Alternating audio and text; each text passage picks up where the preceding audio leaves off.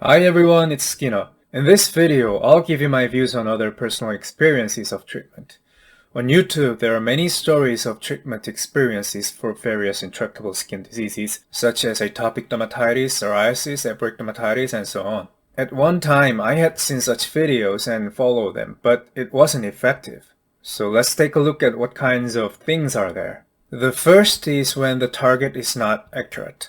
For example, I've seen videos like being vegetarian, exercising regularly, going to bed early, getting up early, and getting better years later. But can this be called a specific treatment for the diseases? Eating and living like that is just a way to affect your whole body. It cannot be said that it is a method of targeting a specific skin disease. So, because the condition of the whole body will improve, but the cause is not known, you have to take a lot of sacrifice and effort to get one. And in spite of such efforts, the cause has not been accurately eliminated, so depending on the situation, the disease can develop again. Then again, you will have to start living like a monk again. It's like burn out your house to fright the mouse away. For exercising, it helps blood circulation, so moderate exercise is good.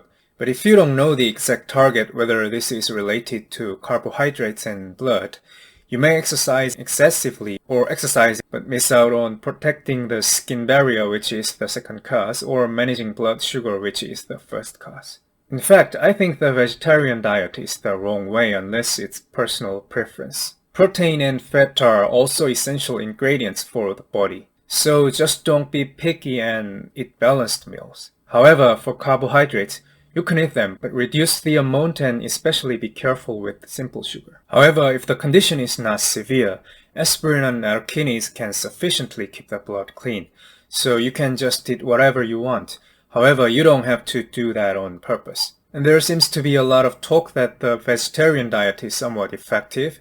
However, this is because the amount of eating itself is reduced, rather than the effect of the vegetarian diet itself. So the consumption of carbohydrates is also reduced at the same time.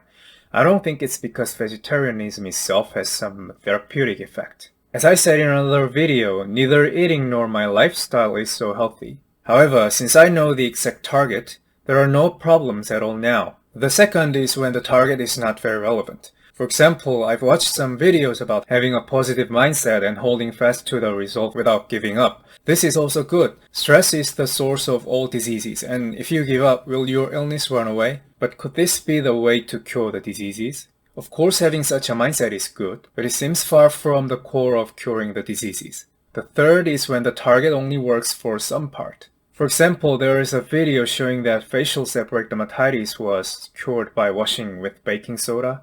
This was by excessive sebum secretion on the skin by the first cause. Because excessive sebum secretion is of course the cause of amplifying the disease, baking soda wash, which strongly removes grease, may work to some extent. But this may or may not work for each person. But it was somewhat effective for him in the video because it was excessive oily skin that amplified the disease. If the disease develops in a different way, not excessive sebum, only the irritation gets more severe and may be ineffective, just like to me. The fourth is when the disease temporarily develops. For example, although I'm not a doctor, there have been cases of patients with intractable skin diseases that seem to be gestational diabetes. In this kind of case, after the pregnancy period, it seems that these people usually recover naturally as their blood sugar returns to normal levels. However, it seems that they don't know this fact and were mistaken for getting better by taking some medicines. Of course, even if skin diseases caused by high blood sugar by gestational diabetes disappear after childbirth, it'll be necessary to protect the skin barrier from being damaged during that time. The fifth is when the skin condition is not severe from the beginning. For example, for women when the disease is not severe, and if they put on makeup and focus on the second cause, that is protecting the skin barrier, then nobody can notice. But if you don't get rid of the exact cause, you'll have to keep paying attention to the disease for your whole life. The sixth is about nutritional supplements. For nutritional supplements, though I'm already taking them and I think they are definitely helpful, the nutritional supplements themselves are not medicines. It just affects little by little indirectly in long term. For example, omega-3, which is said to help eliminate inflammation, may actually be helpful. However, since this is also not an accurate targeting, you'll regard it as a little insignificant when you can aim at the definite targets of the cure.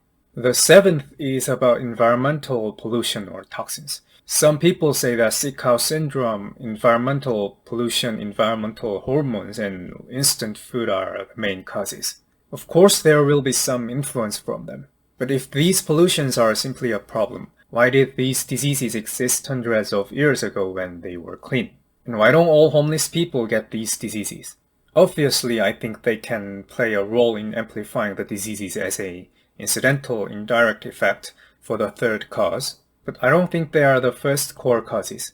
So far, I've given you my views on other treatment cases. In the next video, I'll finally tell you about the self-developed lotion that I mentioned before. If you have any questions, visit my blog or email me below. Okay, I'll see you in the next video.